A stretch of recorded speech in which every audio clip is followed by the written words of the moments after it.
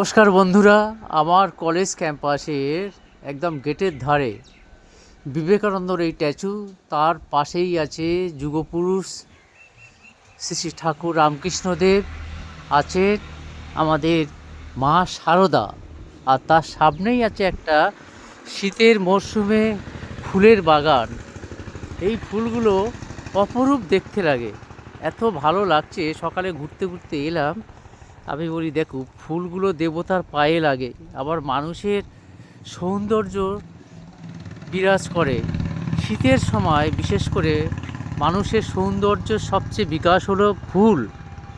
সঙ্গে থাকে মানুষের খাবারের সবজি, থাকে থাকে সমুদ্রের মাছ, মানুষের শরীরও সুস্থ থাকে অনেক সময় শীতের সময়।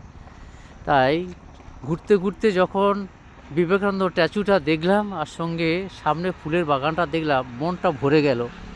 তাই বলি না, একটু ভিডিও করি, বন্ধুদের কাছে একটু পাঠিয়ে দেব। শীতের এই ফুলগুলো ভীষণ, মানে কি বলবো, মানুষের মনের কোঠায় এগুলো থাকে বিভিন্ন কালারে, সাদা আছে, পিঙ্ক কালার আছে, হ্যাঁ, রেড আছে। এত ভালো লাগছে, আমি বলি না বন্ধুদের কাছে একটু তুলে ধরি। যাই হোক, সবাই ভালো থাকবেন, সুস্থ থাকবেন। ওকে।